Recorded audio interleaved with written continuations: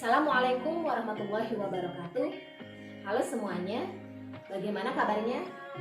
Semoga dalam kondisi sehat dan tetap di rumah saja untuk melakukan pencegahan penularan virus COVID-19. Kembali lagi bersama saya, Mrs. Rini Rianti. Pada video pembelajaran kali ini, kita akan membahas materi Bahasa Indonesia kelas 11 tentang cerpen. Berbicara tentang cerpen, tentu ini tidak asing lagi bagi kalian. Dari kalian SD, SMP, bahkan sekarang duduk di bangku SMA, tentunya kalian sudah sering membaca dan membahas tentang cerpen.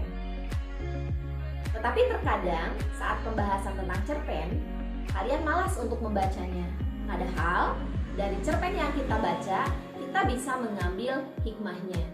Karena biasanya cerpen itu diambil dari pengalaman pribadi atau true story, atau juga bisa berupa rekaan yang mengandung banyak nilai yang bisa kita ambil hikmahnya. Pada video kali ini kita akan membahas pengertian cerpen, ciri-ciri cerpen, dan struktur cerpen.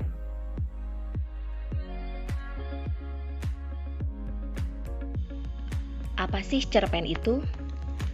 Pengertian cerpen menurut J.S. Badudu yaitu cerita yang menjurus dan konsentrasi yang berpusat pada satu peristiwa, yaitu peristiwa yang menumbuhkan peristiwa itu sendiri. Sedangkan menurut Kamus Besar Bahasa Indonesia, cerita pendek berasal dari dua kata yang berarti pidato atau kisah tentang bagaimana, dan pendek di sini berarti tidak lebih dari 10.000 kata yang memberikan kesan dominan dan berkonsentrasi hanya pada satu tokoh saja dalam cerita. Intinya, cerpen ini merupakan cerita fiksi dengan hanya satu konflik. Pada umumnya, sebuah cerita pendek dapat berkisar 1.600 hingga 10.000 kata. Karena panjangnya yang lebih pendek, sebuah cerpen biasanya berfokus pada satu plot, satu karakter utama, dan satu tema sentral. Lalu, apa saja sih ciri-ciri dari cerpen itu? Cerita pendek memiliki ciri-ciri yang berbeda dari jenis prosa lainnya. Di antaranya, terdiri atas 1.600 sampai dengan 10.000 kata. Sehingga kita membutuhkan waktu 10 sampai 30 menit saja untuk membacanya. Cerita pendek biasanya berfokus pada satu subjek atau satu tema. Cerita pendek juga biasanya berlangsung dalam satu latar atau satu setting, sehingga berfokus pada satu jalan cerita hingga bersifat satu konflik dan tidak ada konflik turunan. Cerita pendek juga biasanya fokus hanya pada satu atau beberapa karakter, sehingga karakternya itu bersifat datar dan wataknya itu tidak berubah secara berangsur-angsur. Dan ciri cerpen lainnya, diksi atau pemilihan kata yang digunakannya itu bersifat mudah untuk dipahami. Sampai di sini, apakah kalian sudah bisa memahaminya? Kita lanjutkan pada bagian selanjutnya, yaitu struktur cerpen. Struktur cerpen itu diantaranya abstrak, orientasi, komplikasi, evaluasi, resolusi, dan koda. Nah, dilihat dari isinya, itu adalah bagian-bagian dari struktur cerpen.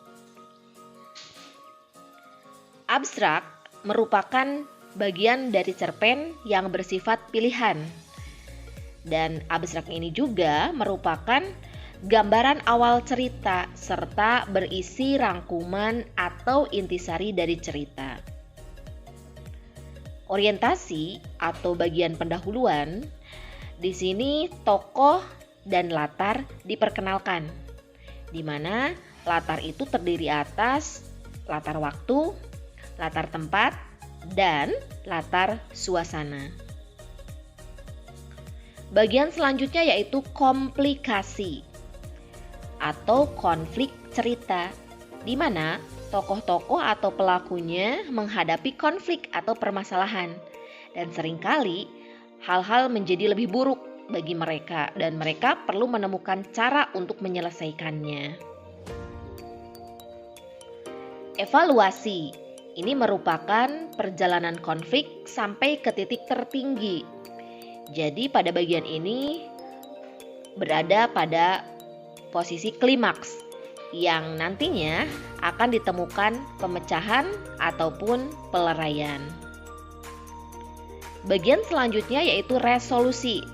Ini adalah tahap peleraian, di mana saat titik tertinggi mulai menurun hingga bertemu pada bagian koda.